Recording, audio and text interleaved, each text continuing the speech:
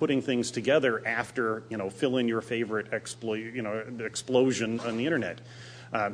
That's how most of us that are over, you pick an age, that's how a lot of us old farts got into security, was because we had to fix the stuff when it was broken, and we just sort of backed in. It's like, well, how do I get to go home before 2 a.m. more often? And that is leaving us, I think, and that really makes this problem of how to speak to management much more difficult.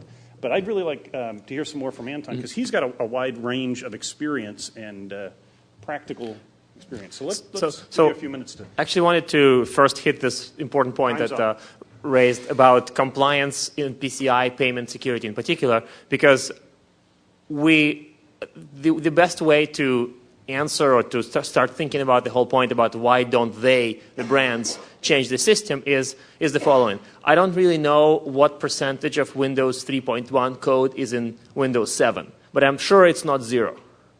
So the thing is, changing legacy stuff, as we all know, really hard. And changing legacy stuff that's installed in I don't know about 1 billion, but some triple-digit million places is kind of hard. So I really don't plan to hold my breath for brands just saying, let's just scrap this whole payment system and do a new one, right?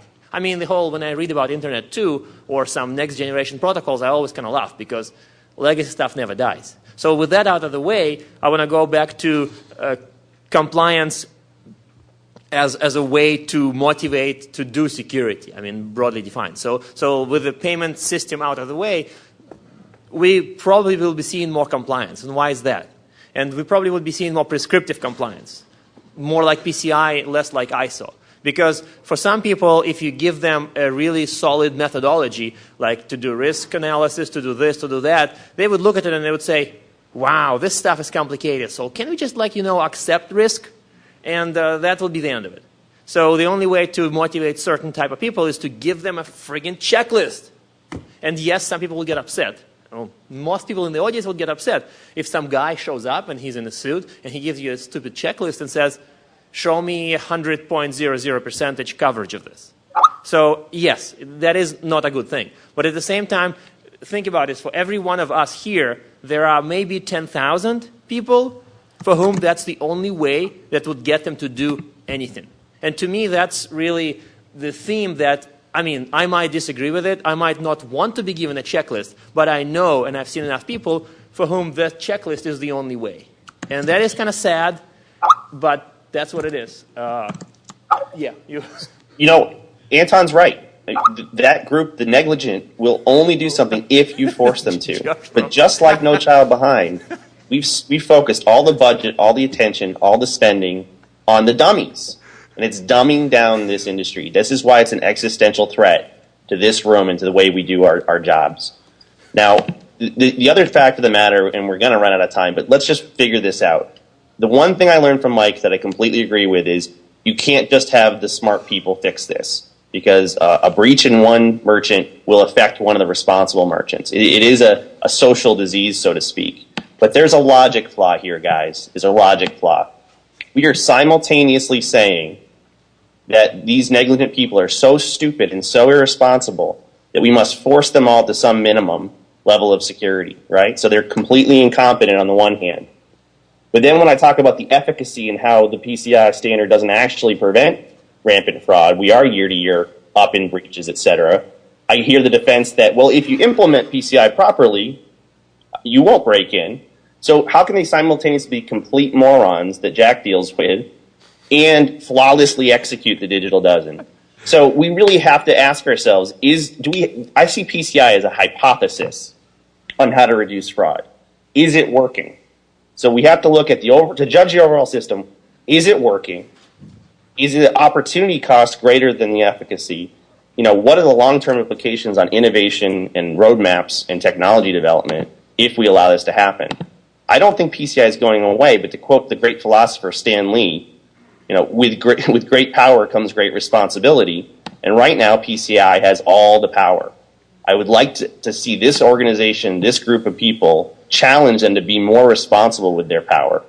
Maybe that means we only do the deep cavity searches on the negligent population.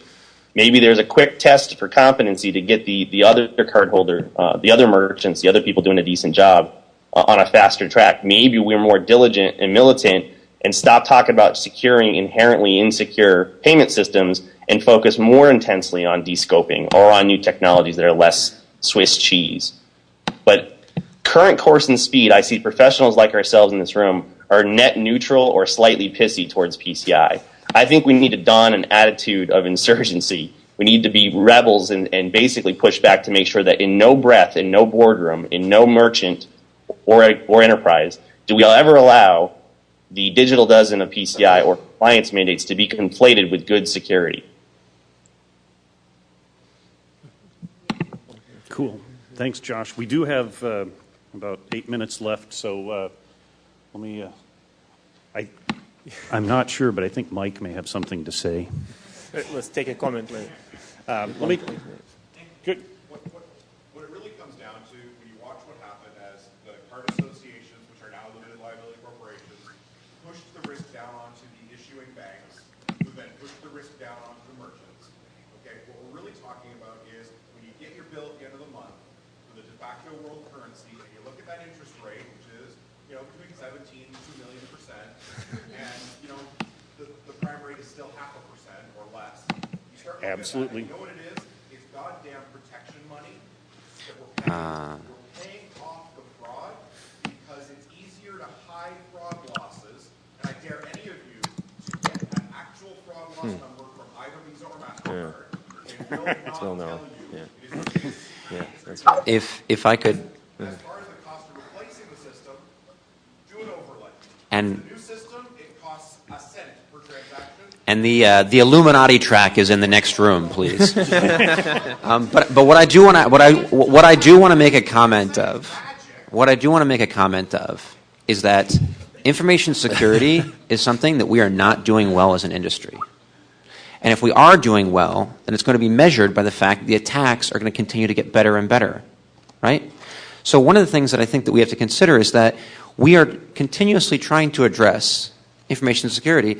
These are not massive problems, as Josh describes. These are not, rogue nations hacking into the Pentagon type thing. This is basic, flat files, tons and tons of information being stored there, right? Why are we not protecting them? Why are we not addressing them? By protecting, you mean deleting, right, in this case? So do flat files deserve 70-80% of the security spending? Because that's what's happening.